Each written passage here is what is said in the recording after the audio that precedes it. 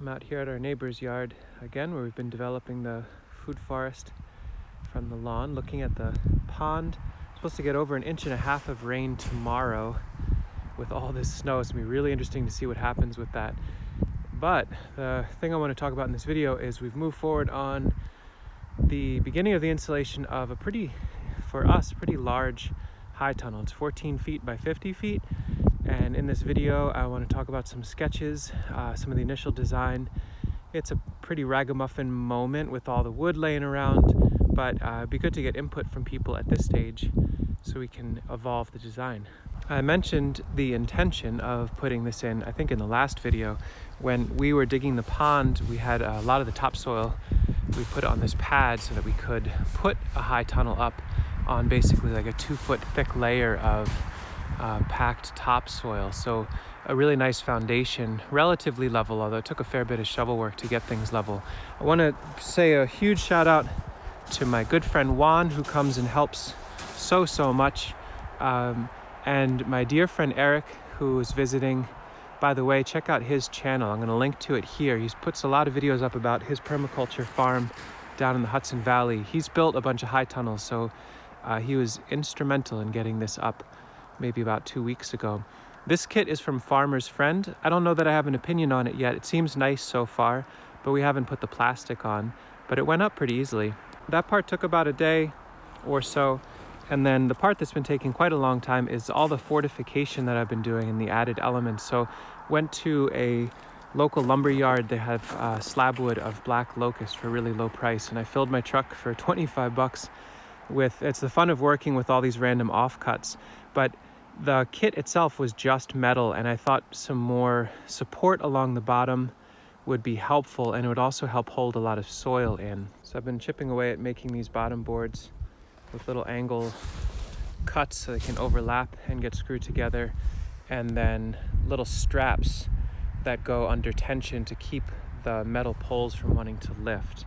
And that'll give us a little bit more stability and framework to design the interior. I also put up these wooden strips just to help kind of stabilize and unify the structure, and later on, if it feels like it needs it, we can put angle elements of wood that'll be pounded into the soil to give it even more structural integrity. But this Gothic arch style is really good at aggressively shedding snow loads, and it's on a pad that's raised up, so when there's a heavy snow that slides off, it has somewhere to go. So hopefully these aren't critical, but it didn't seem to hurt, spend an extra like $5 or $10 in wooden screws to add them in. Yesterday my neighbor came by and helped me frame out. This is the west end, and these locust uprights go up, and we use some modified strapping that we pounded over with a hammer to make smooth, to lock it into the arch, the arch. And the question that originally I was thinking about having a 4-foot wide by 2-foot high window, but instead I think I might actually frame out a door so that there's a door on both the west end and the east end. And maybe what it is a 4-foot wide door that's split in the middle, so the top can open and stay pinned open in the summer and closed, and then the two can open together if we want to come through. Maybe there's a mesh that goes over this so deer don't walk through here. It'd be cool to get some insights from folks. Maybe you've got some examples of designs that are for ventilation but also access. And yesterday I started chipping away at the east side here, which will be the main access door. I think it will be one 4-foot wide door. That'll be the walkway. You can see I'm starting to get rough sketch of where the boards will go here. These will be the uprights that frame out the door and will be locked into the metal. And there'll be a second set of uprights and some horizontals. In the next video, it'll show that in more detail. But this is an opportunity to receive input from the community if you think I'm way off or there's some adjustments you think that should be made. But I think a 4-foot walkway on the interior, or on this side, the main access, will be helpful because we'll be documenting it in more detail. But my plan is in the winter to be able to bring a few IBC totes, which are 3 feet wide and a little awkward and big cubic, to come in and to do some hot compost water circulation experiments for the winter months, but then be able to have them leave for the summer.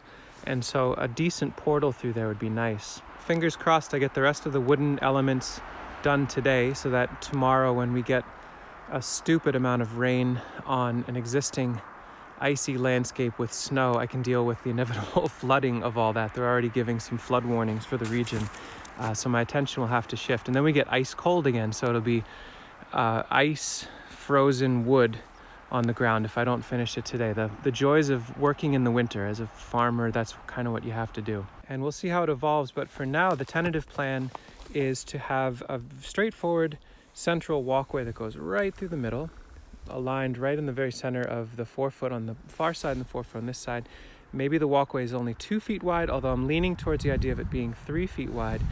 And then for now, I'm going to sketch out just monolithic beds that go right to the wall and all the way down to the end. And then as those settle and start to decompose, before we start to plant them in the spring, I want to design in keyhole garden beds where there'll be every 4 to 6 feet a little miniature walkway with a tiny little stepping spot in them. But that design can be evolved later. For now, I want to get the soil roughly shaped out and get things. A charcoal sketch of what the layout will be is pretty well defined at this point. And one of the trials I'd like to explore with this, and I'd love to get some input, I'm interested in heating season extension spaces with compost, and I've been documenting that, and there's been a lot of great community engagement. Thank you for all your ideas. One way that I think I can distill out some complexity and get a lot of value is if we had a central walkway that was dug out quite a bit, maybe even a foot or 2 feet deeper than what we ultimately want. There's a lot of headroom in here, so things could go up or down without bumping your head. That's about 7 or 8 feet up before we hit those poles.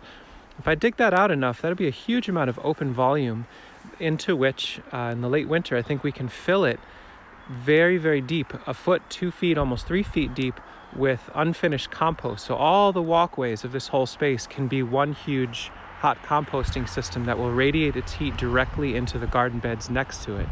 What do folks think about that?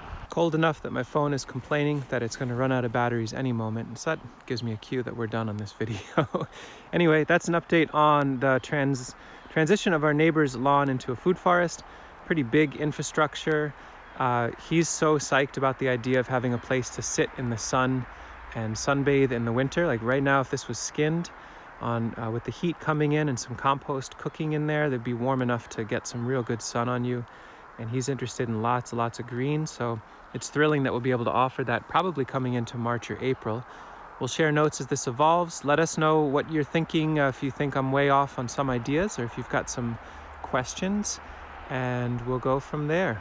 I'll be really excited in the spring to share some updates about how all these other elements are evolving.